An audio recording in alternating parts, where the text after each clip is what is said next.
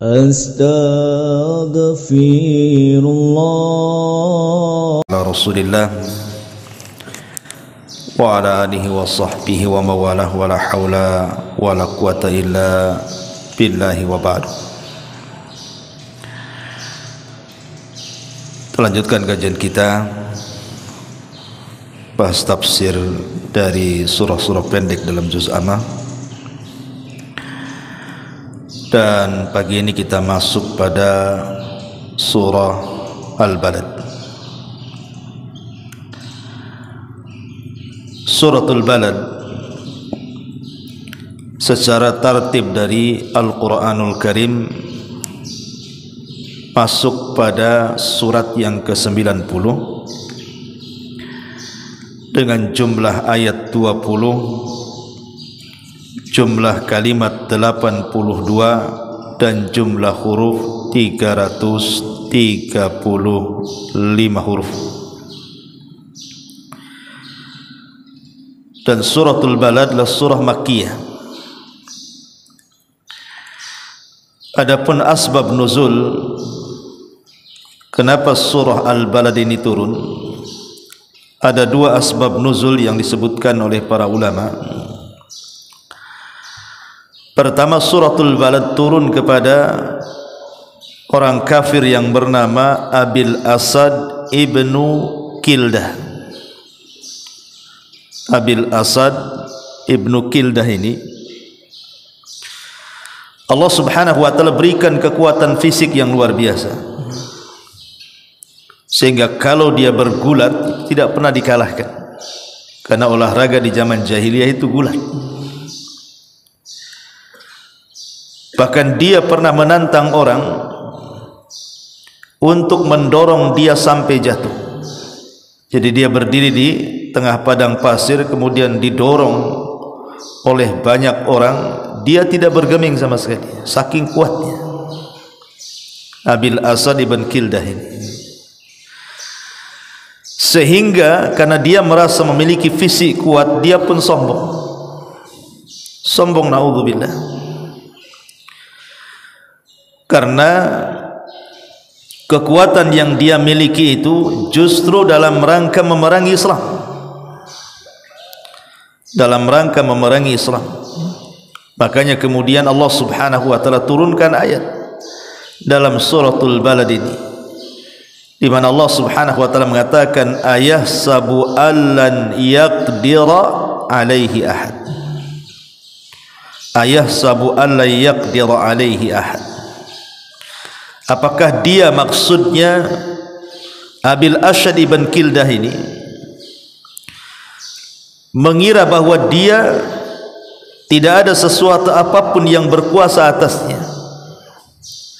Dia kira kekuatannya tidak bisa dikalahkan. Di sana ada Allah yang menciptakan kekuatan. Ini satu pendapat. Pendapat yang kedua, bahwa asbab nuzul suratul Balad ini turun kepada seorang laki-laki yang bernama Al-Harith ibn Amir ibn Naufal. Al-Harith ibn Amir ibn Naufal, di mana satu hari dia datang kepada Nabi SAW merasa rugi karena dia menghabiskan kekayaannya untuk membayar kafarah dalam Islam. Jadi sedekahnya, zakatnya, kafarahnya itu merasa rugi, seolah-olah Islam itu menghabiskan kekayaannya. Ada juga yang mengatakan bahwa Al-Harith ibn Kildah, Al-Harith ibn Amir ibn Naufal ini dengan kekayaannya justru memusuhi Nabi. Dihabiskan semua kekayaannya hanya untuk memusuhi Nabi SAW. Dari sini turun ayat ayahsabu allam yarahu ahad, di mana Allah subhanahu wa ta'ala mengatakan, apakah dia maksudnya Al-Harith ibn Amir ini mengira bahwa tidak ada sesuatu apapun yang melihat ketika dia menginfakkan kekayaannya untuk memusuhi Nabi? Allah melihatnya dan Allah akan menghisabnya. Ini diantara dua asbab nuzul dalam suratul Balad. Kita masuk pada ayatnya. Allah Subhanahu wa taala mengatakan la uqsimu bihadzal balad. La di sini artinya li ta'kid.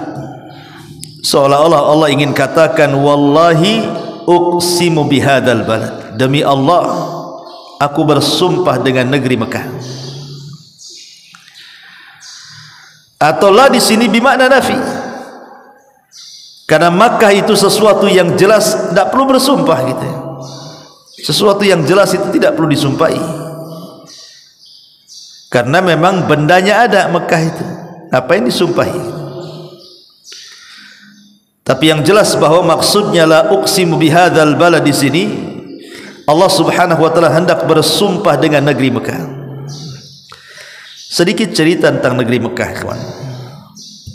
Kenapa Allah Subhanahu wa taala di banyak ayatnya selalu menjadikan negeri ini dijadikan sumpah? Contoh dalam surah At-Tin yang sudah kita kaji. Wat-tini waz-zaitun wa turi sinina wa hadzal baladil amin. Wa hadzal baladil amin maksudnya negeri Mekah. Di sini juga Allah katakan la uqsimu bihadzal balad. Kita tahu bahwa negeri Mekah ini satu-satunya negeri di alam semesta, maksudnya di bumi, tempat yang pertama kali Allah diibadahi di situ. Satu dunia ini tempat yang pertama kali Allah diibadahi di negeri Mekah itulah. Kenapa demikian? Karena ketika Allah Subhanahu wa taala menurunkan Adam dan Hawa dari sorga, ada yang mengatakan Adam itu diturunkan di Afrika. Ada yang mengatakan Adam itu diturunkan di Sri Lanka. Sampai-sampai di Sri Lanka itu ada bekas kaki Adam ketika turun, dan di situ ada Jabal Adam. Kemudian Hawa diturunkan di Jeddah. Maka kedua manusia ini kemudian saling mencari, Adam dan Hawa ini. Kemudian berjumpalah di satu tempat yang disebut dengan Arafah. Disebut Arafah artinya mengenal. Arafah itu makanya ada istilah ta'aruf, artinya ingin mengenal. Kenapa tempat itu disebut Arafah? Karena ketika Adam dan Hawa berjumpa saling mengenal, maka tempat itu disebut Arafah. Lah ketika kemudian keduanya berjumpa di Arafah, maka Allah Subhanahu wa taala ajarkan kepada keduanya satu kalimat, dan inilah kalimat yang pertama kali diucap oleh manusia di permukaan bumi. Apa kalimat itu? Allah mengatakan fatalaqqa Adam mir rabbih kalimat. Maka Allah ajarkan kepada Adam dan juga Hawa beberapa kalimat. Apa yang dimaksud dengan kalimat dalam ayat ini? Kalimat dalam ayat ini maksudnya adalah Rabbana zalamna anfusana wa illam taghfir lana wa tarhamna lanakunanna minal khasirin. Inilah kalimat pertama yang diucap di bumi. Rabbana, ya Rabb kami, zalamna anfusana, kami sudah mendolimi diri-diri kami. Fa illam taghfir lana wa tarhamna, kalau engkau tidak mengampuni dosa kami dan tidak memberikan rahmatmu kepada kami, lanakunanna minal khasirin, tentulah kami termasuk orang yang rugi. Ketika Adam disuruh mengucapkan kalimat ini dan juga Hawa, maka Allah Subhanahu wa taala katakan fataba alaihi innahu huwa tawwabur rahim. Allah terima tobatnya Adam. Makanya siapapun yang datang ke Arafah, maka dosa-dosanya akan dihapus seperti Allah menghapuskan dosa Adam. Makanya kalau Allah takdirkan antum haji, maka haji itu puncaknya di mana? Di Arafah. Makanya Rasul mengatakan al-hajju Arafah. Haji itu ditentukan dengan Arafah. Kalau orang haji tidak sempat ke Arafah, nggak akan dianggap hajinya. Makanya siapapun yang datang ke Arafah kemudian dia berdoa seperti doanya Nabi Adam alaihi salatu wassalam, Rabbana zalamna anfusana wa illam taghfir lana wa tarhamna lanakunanna minal khasirin, maka dosanya akan dihapuskan. Dari sini Rasul sallallahu alaihi wasallam katakan, barang siapa yang haji kemudian pulang kembali ke rumahnya, kharaja kayaumin waladathu ummuhu, maka dia pulang seperti bayi tanpa dosa. Itulah pahala orang haji yang mabrur itu. Pulang haji hilang dosanya, dimulai daripada nol lagi gitu ya. Kemudian setelah Adam dan Hawa pun kemudian diampuni dosanya, artinya sudah tidak punya dosa lagi, maka bergeraklah Adam ke mana? Menuju Mekah. Dan Allah subhanahu wa ta'ala sudah bangunkan lewat para malaikat satu rumah yang disebut dengan Baitullah Al-Haram. Jadi Ka'bah itu siapa yang bangun? Malaikat.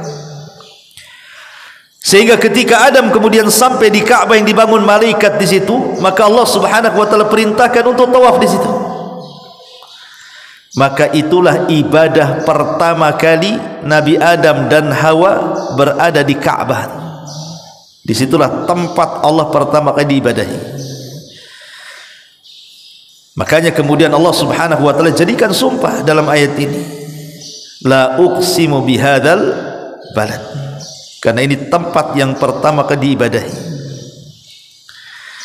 Ma'asyiral muslimin yang dimuliakan Allah subhanahu wa ta'ala, adapun secara khusus kita bagi menjadi beberapa pembahasan. Pertama, di dalam Mekah sendiri ada Ka'bah. Ka'bah adalah satu-satunya tempat yang paling mulia yang diinjakkan manusia di bumi. Di situ ada Hajar Aswad. Dan tidak ada satu batu di dunia yang boleh diusap dalam rangka ta'abbud dan beribadah kepada Allah subhanahu wa ta'ala, ataupun dicium dalam rangka ta'abbud dan beribadah kepada Allah subhanahu wa ta'ala, kecuali Hajar Aswad. Tak boleh Anda main cium batu sembarang. Pemain jadi di dalam ilmu ini ada batu banyak, kemudian nyium-nyium batu dalam rangka beribadah, tak boleh. Karena tidak ada batu di bumi ini yang boleh diusap dan dicium dalam rangka beribadah kepada Allah kecuali Hajar Aswad. Dan itu letaknya di Ka'bah. Kemudian di situ ada tawaf. Tidak ada satupun tempat yang boleh tawaf dalam rangka beribadah kepada Allah subhanahu wa ta'ala kecuali mengelilingi Ka'bah. Tidak boleh antum tawaf di mana selain Ka'bah. Di kuburan Hasan, di kuburan Husain, di kuburan Badawi, di kuburan apalah para aulia, para wali-wali itu. Karena tawaf itu hanya disyariatkan di Ka'bah saja dalam rangka beribadah kepada Allah azza wa jalla. Di situ ada makam Ibrahim. Makam Ibrahim, tempat ketika Ibrahim membangun Ka'bah, selalu apabila selesai bekerja dia tegak berdiri di situ memperhatikan bangunannya. Maka di makam Ibrahim itu ada tapak kaki Ibrahim di situ. Dan di situ disunahkan salat di belakang makam setelah tawaf. Dan itu hanya ada di Ka'bah. Kemudian setelah Ka'bah meluas, di situ ada Zamzam. Tidak ada satu air di bumi yang boleh diminum dalam rangka ta'abbud dan beribadah kepada Allah kecuali Zamzam. Tidak ada satu air di bumi yang diminum dalam rangka ta'abbud dan beribadah kepada Allah kecuali ma'u Zamzam, air Zamzam, karena itu air berkah. Dan itu ada di Mekah. Kemudian Masjidil Haram. Masjidil Haram adalah masjid yang sangat luar biasa. Antum solat di situ, satu kali solat sama dengan 100.000 kali solat di Masjid Darul Ilmi. Jadi satu kali solat di Masjidil Haram sebanding dengan 100.000 kali solat di masjid-masjid lainnya yang ada di bumi ini, kecuali Masjidil Haram dan Masjid Nabawi. Masjid Nabawi cuma 1000 kali solat saja, tapi kalau Masjidil Haram 100.000 kali solat. Sampai Hasan Al-Basri rahimahullahu ta'ala mengkiaskan bukan hanya solat saja yang pahalanya 100.000 kali solat itu, bahkan semua ibadah dilipat gandakan 100.000 kali solat. Sedekah di Mekah sebanding dengan 100.000 kali sedekah di tempat lainnya. Kemudian baca Quran di Mekah juga sama, berzikir di Mekah juga sama, qiyamul lail di Mekah juga sama. Semua ibadah yang dilakukan di Masjidil Haram, kata Hasan Al-Basri rahimahullahu ta'ala, itu sama sebanding dengan 100.000 kali ibadah di tempat yang lainnya. Walaupun ini jadi mahalul khilaf, ada khilaf para ulama, tapi cukuplah orang yang beribadah di Mekah sendiri adalah penuh dengan berkah. Jadi negeri yang penuh dengan berkah itu adalah negeri Mekah, itu Masjidil Haram. Bahkan kalau kita cerita salat Id, salat itu disunahkan di mana? Di tanah lapang, kecuali di Masjidil Haram, maka salat dalam masjid. Kalau di tempat-tempat lain keluar ke lapangan, tapi di Masjidil Haram salat Id dalam masjid, karena keutamaan salat di dalam Masjidil Haram. Belum lagi secara umum negerinya, negeri haram, kan ada batasan-batasan tanah haram itu. Apabila sudah menggunakan kain ihram, tidak boleh berburu di situ, tidak boleh memangkas pohon di situ, bahkan membunuh seekor belalang saja tidak boleh. Kenapa? Karena kemuliaannya. Karena negeri Mekah itu negeri kiblat bagi kaum muslimin. Pemersatu kaum muslimin adalah kiblatnya di Mekah. Itulah kenapa Allah Subhanahu wa taala jadikan sumpah la uqsimu bihadzal balad, dan pada hari kiamat Dajjal tidak akan sanggup masuk ke Mekah, karena akan dijaga oleh para malaikat, termasuk juga Madinah. Tetapi walaupun demikian, Ka'bah satu hari pun akan hancur dan dihancurkan. Kapan itu? Ketika Ka'bah sudah tidak ada tawaf di situ, sudah tidak ada haji dan umrah lagi. Datang seorang laki-laki dari Habasyah Ethiopia yang bernama Dzu Suwaiqataini, membawa pasukan besar, kemudian datang ke Mekah, menghancurkan Ka'bah sekeping demi sekeping, kemudian mengambil pembendaharaan yang ada di dalamnya. Kemudian datang pasukan dari Himyar Yaman dan membunuh Dzu Suwaiqataini. Tetapi itu sudah hancur Ka'bah. Jadi Ka'bah akan hancur dan dihancurkan. Ma'asyiral muslimin yang dimuliakan Allah Subhanahu wa taala, intinya bahwa Allah Subhanahu wa taala bersumpah dengan negeri Mekah karena keutamaannya, kemuliaannya. La uqsimu bihadzal balad wa anta hillun bihadzal balad, dan engkau hai Muhammad bertempat di negeri Mekah. Kalimat hillun itu ada dua makna. Ada yang memaknai hillun itu artinya halal ba'dal haram, maksudnya halal lawan daripada haram. Ada yang mengatakan hillun itu dari hulul, ba'da safar, lawan daripada safar, itu artinya hulul, menetap. Jadi hillun itu bisa diartikan menetap, lawan daripada safar, bisa juga diartikan halal, lawan daripada haram. Apa maknanya? Apabila diartikan wa anta hillum bihadzal balad, halal di sini artinya hulul ba'da safar. Artinya Allah ingin katakan, dan engkau wahai Muhammad hillun, menetap bihadzal balad, dengan di negeri ini. Dan ini kemuliaan. Mekah itu mulia karena dua sebab. Kenapa Mekah itu dimuliakan? Karena dua sebab.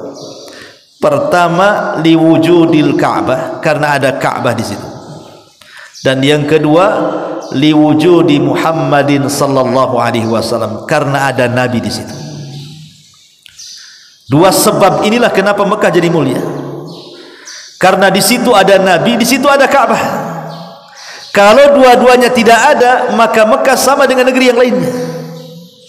Tapi ketika Mekah kemudian diutamakan dengan adanya Rasul lahir di situ, dan juga Mekah ada di situ, Ka'bah ada di situ, maka mulialah negeri Mekah. Maka Allah mengatakan wa anta hillun bihadzal balad. Arti hillun di sini hulul, artinya menetap. Tapi kalau yang dimaksud anta hillun di sini artinya lawan daripada haram, maksudnya anta hillun, dihalalkan. Maksudnya apa dihalalkan di negeri Mekah ini? Dihalalkan untuk menumpahkan darah orang-orang musyrik. Kapan itu? Saat Fathu Mekah. Tidak boleh orang itu meneteskan darah di Mekah, tidak boleh. Maka Nabi SAW dihalalkan itu pun dari pagi sampai asar saja, setengah hari saja. Boleh menumpahkan darah orang-orang musyrik di Mekah hanya setengah hari ketika Fathu Mekah. Maka di situ Nabi SAW merintahkan untuk menumpahkan darah orang-orang yang tidak layak diampuni, seperti Mikyas ibn Sababah. Kemudian juga di sana ada Al-Hattal yang memang disuruh dibunuh oleh Nabi SAW karena di masa jahiliyah ketika mereka menghalang-halangi dakwah Rasul ketika berada di Mekah, mereka sudah melampau. Makanya ketika Fathu Mekah ada orang-orang itu yang tidak diampuni Nabi, bunuh dia, ya, maka mereka dibunuh. Tetapi kebanyakan orang-orang musyrik dimaafkan oleh Rasul, dan Rasul mengatakan idhabu fa antumut tulaqa, pergi kalian sudah dimaafkan. Tapi ada orang-orang itu yang tidak dimaafkan, tetapi tidak banyak, bisa dihitung dengan jari, karena melampaunya mereka memusuhi Nabi sehingga mereka harus dibunuh dimanapun dapat bunuh. Itu makna hillun. Ataupun makna hillun di sini artinya wa anta hillum bihadzal balad. Maksudnya hillun halal, maksudnya orang-orang Mekah menghalalkan untuk memusuhimu, mengusir kamu, menyakiti kamu dari Mekah. Dan ini kontradiktif. Ketika orang-orang jahiliyah menghormati tanah haram dengan tidak boleh memburu-buruannya, tidak boleh menebang pohonnya, dan banyak aturan-aturan saat melaksanakan haji dan umrah ala jahiliyah. Mereka tidak boleh menumpahkan darah binatang, tapi mereka menghalalkan untuk memusuhi Nabi, menghalalkan darah para sahabat. Dan ini adalah kontradiktif dari apa yang dipikirkan orang-orang musyrik. Satu sisi mereka melarang tidak boleh berburu, sisi lain menghalalkan darah Rasul dan para sahabat. Wa anta hillum bihadzal balad.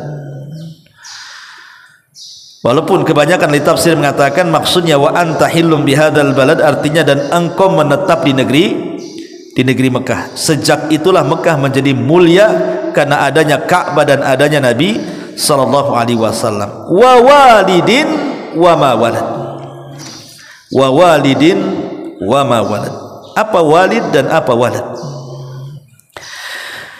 Wa walidin wa ma walad. Wa walidin artinya dan demi pertalian bapa dan anak. Ada yang mengatakan walid di sini artinya Nabi Adam, dan wa ma walad artinya keturunannya, tentu turunan-turunan Adam yang saleh.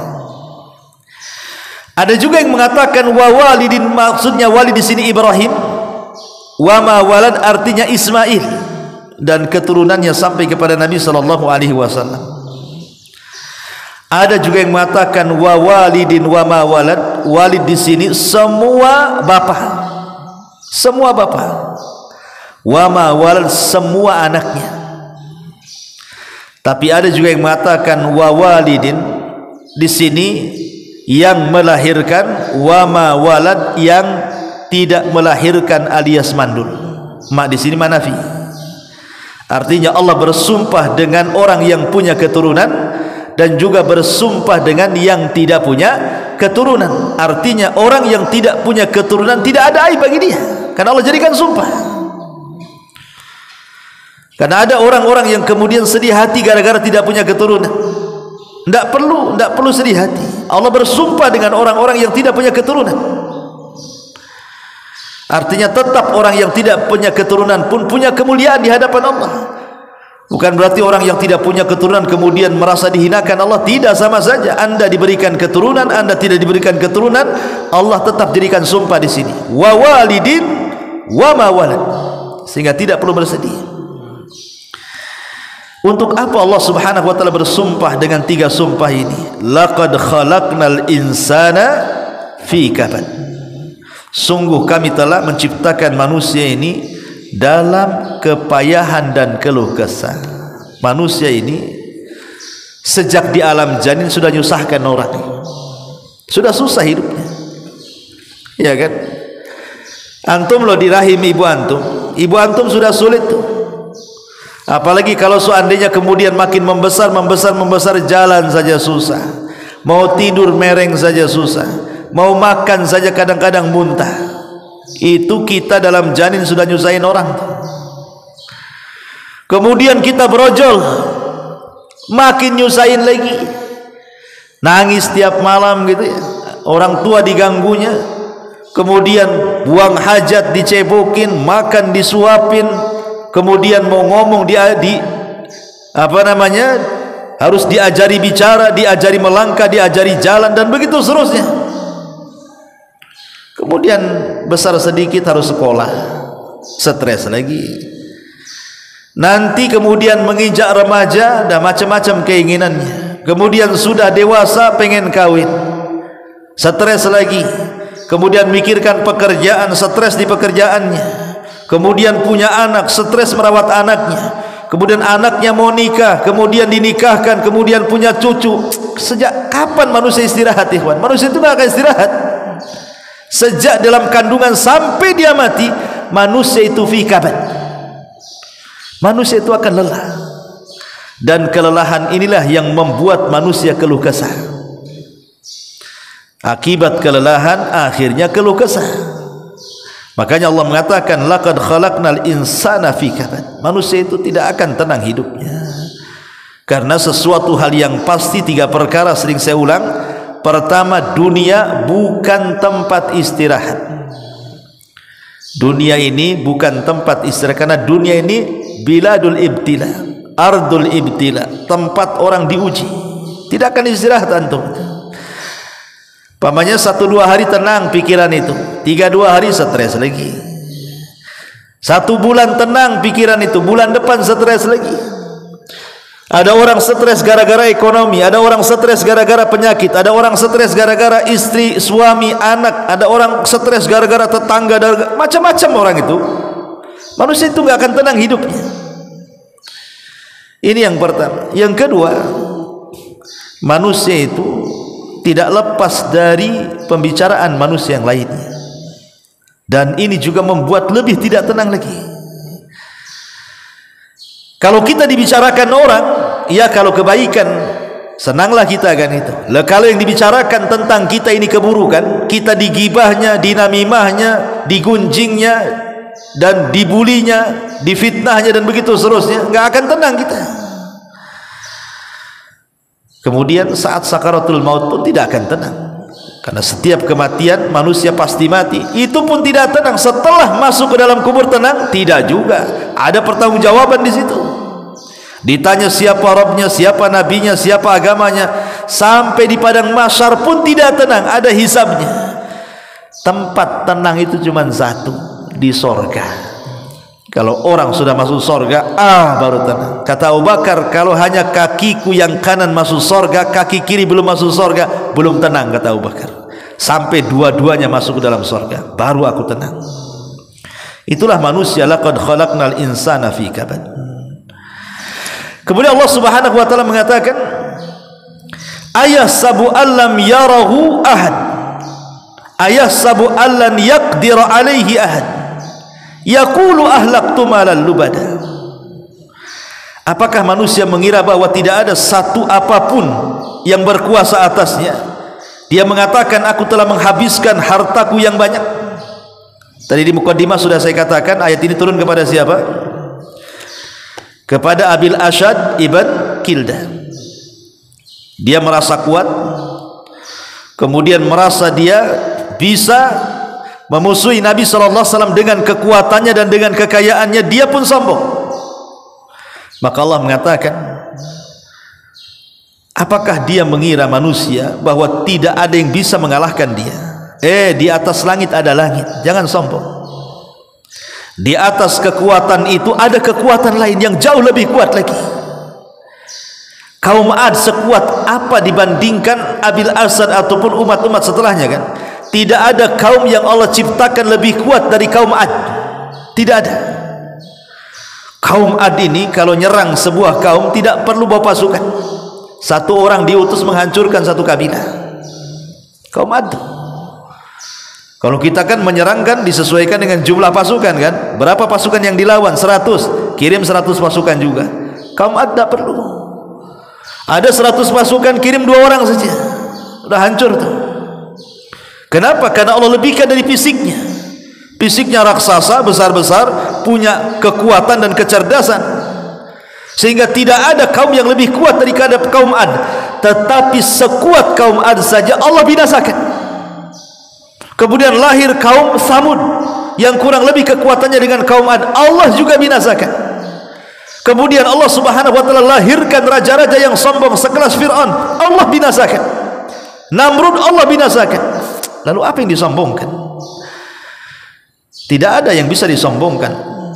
Karena di sana yang berhak sombong itu hanya Allah Subhanahu wa taala. Qarun dengan segala kekayaannya sombong, Allah juga binasakan. Makanya Allah mengatakan, ayah sabu allan yaqdiru alaihi ahad yaqulu ahlaktu malan lubada.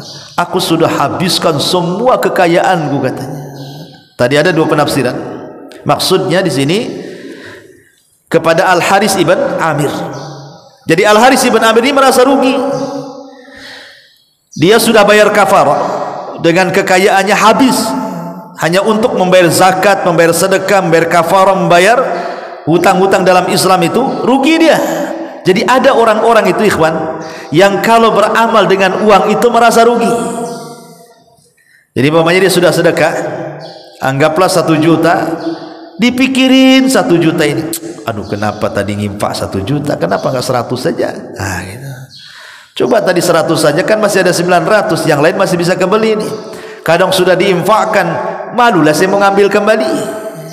Ada orang-orang itu yang kalau mereka berinfak itu merasa rugi itu. Awalnya semangat ingin infak, habis infak dia pikirin, wah iya juga, kenapa banyak-banyak tadi saya infak. Jadi ada orang yang perhitungan dengan ibadah. Tapi ada juga maknanya yaqulu akhlaqtu malan lubada. Artinya Al-Haris ibn Amir ini dengan kekayaannya ingin menghancurkan Islam dan tidak pernah menyesal. Dan ada orang-orang itu yang menghabiskan kekayaannya untuk maksiat seolah-olah menjadi kepuasan. Dihabiskan untuk berzina, dihabiskan untuk minum khamr, dihabiskan untuk narkoba, padahal dia lelah letih cari uang itu, seolah-olah nggak ada ruginya tuh. Kan ada tuh contoh yang sederhana saja, antum kalau soal makan, kan ada orang yang nggak perhitungan soal makan kan. Oh kalau neraktir orang habis 1 juta, 2 juta, 10 juta, langsung bayar. Tapi giliran kota infak lewat depan mata, itu dompet tuh kadang-kadang di bolak-balik itu isinya itu. Mana yang 100, mana yang 50, mana yang 10.000, mana yang 5.000, mana yang 2.000. Artinya ujung-ujungnya ke kencreng yang ada suaranya pluk gitu kan. Gitu ya. Ada orang itu yang kalau soal infak itu pikirannya panjang sekali. Tapi soal makan, nggak ada pikiran. Berapa main gesek saja. Nggak peduli mau 1 juta, mau 2 juta, 3 juta kan. Padahal apa manfaatnya coba? Jadi ada orang-orang yang seperti itu. Yaqulu ahlaktu malan lubada. Ayahsabu allam yarahu ahad. Ala ayahsabu allam yarahu ahad. Apakah dia mengira bahwa tidak ada satu apapun yang melihatnya? Ingat, sekecil apapun kekayaan yang dikeluarkan itu ada hisabnya. Allah melihatnya.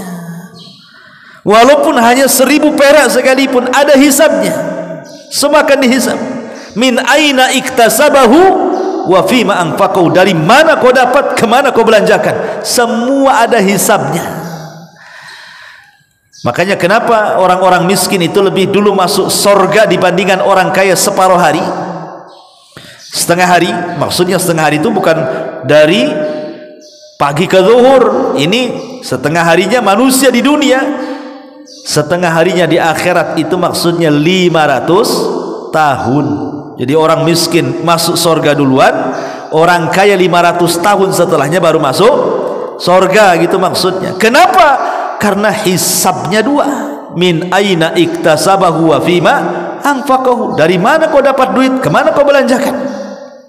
Dua pertanyaannya masalahnya. Itu yang membuat orang kaya lama dihisab. Makanya perbedaan orang miskin dengan orang kaya, orang miskin masuk duluan setengah hari, maksudnya 500 tahun, baru orang-orang kaya masuk surga. Subhanallah kan itu. Alam naj'al lahu ainain wa lisanan wa syafatain wa hadainahu najdain. Bukankah kami telah berikan kepadanya dua mata?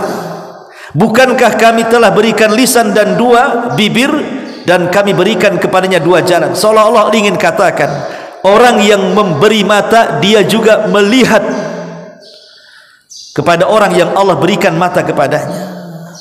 Allah ingin katakan, bukankah kami telah memberikan dua mata kepadanya? Maknanya, zat yang telah memberikan pandangan, dia bisa memandang kepada orang yang sudah diberikan pandangan. Dan zat yang telah memberikan lisan dan dua bibir, dia pun mendengar apa yang diucapkan dia. Artinya Allah maha melihat dan Allah maha mendengar. Dan Allah berikan dua jalan, nih jalan yang baik, ini jalan yang jahat. Dengan kekayaan dan kekuatan kalian tuh mau ke arah mana nih? Anda punya kekuatan dalam bentuk jabatan, dalam bentuk kepemimpinan. Mungkin Anda seorang RT, RW, lurah, atau lebih daripada itu, seorang wali kota, atau mungkin lebih daripada itu, gubernur, atau mungkin lebih daripada itu, menteri sampai ke presiden. Anda punya kekuatan. Atau Anda seorang kaya raya, punya perusahaan besar, banyak usahanya, kaya raya. Allah katakan wahadaina hun najdain. Ini ada dua jalan nih. Mau berikan kemana kekuatan dan kekayaan Anda? Mau ke jalan yang kufur ataukah ke jalan yang beriman? Ma'asyiral muslimin yang dimuliakan Allah Azza wa Jalla. Makanya Allah mengatakan falaq tahamal aqabah. Falaq tahamal aqabah. Tetapi mereka tidak menempuh jalan yang mendaki lagi sukar. Kenapa disebut aqabah? Aqabah itu satu tempat di mana para sahabat pernah berbaiat di situ. Namanya baiatul aqabah. Aqabah yang pertama dan aqabah yang kedua. Dan pembaiatan ini di tempat yang sukar untuk dituju. Kenapa? Supaya jangan ada orang musyrik tahu. Jadi Rasul itu mencari tempat yang sulit untuk dituju, karena terjalnya, karena tingginya, karena menghindar orang-orang musyrik, jangan sampai tahu ada pembaiatan. Kenapa kemudian dalam ayat ini dikatakan Aqabah? Seolah-olah sebagaimana Rasul ketika melakukan pembaiatan menuju ke Aqabah itu sangat sulit sekali, begitu juga jalan menuju surga. Jalan menuju surga itu penuh dengan jalan-jalan sukar lagi mendaki. Bukan mudah orang masuk surga itu. Tetapi falaq tahamal aqabah, ada jalan-jalannya.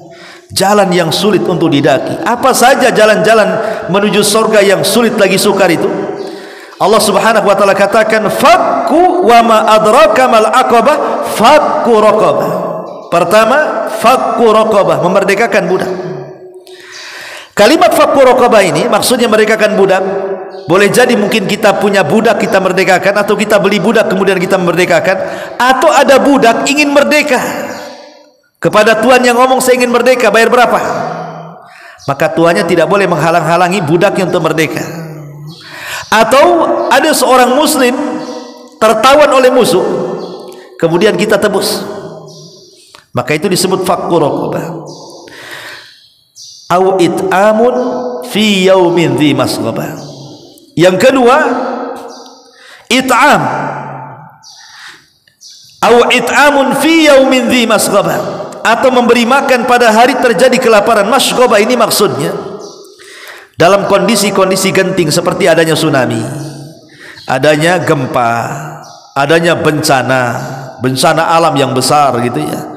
Akhirnya orang-orang yang tadinya yang punya rumah akhirnya tidak punya rumah, yang tadinya punya pekerjaan tidak punya pekerjaan. Akhirnya mereka pun luntang-lantung tidak tahu arah karena musibah besar. terpaksalah tinggal di pengungsian. Itu disebut masghabah namanya. Jadi kita membantu orang-orang yang berada di pengungsian, yang mereka betul-betul sedang berhajat kepada kita. Itu diantara iqtahamal aqabah. Kemudian yang ketiga, yatiman dza maqrabah, ataupun anak yatim yang ada hubungan kerabat. Yatim ini ada dua, ada yang ada hubungan kerabat, ada yang tidak ada hubungan kerabat. Kalau yang tidak ada hubungan kerabat berarti hanya sekedar sedekah. Tapi yang ada hubungan kerabat dua, sedekah dan silah.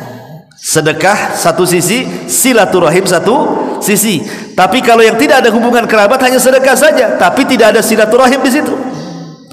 Lah sebaik-baiknya kalau ingin merawat anak yatim, maka carilah yang ada hubungan kerabat.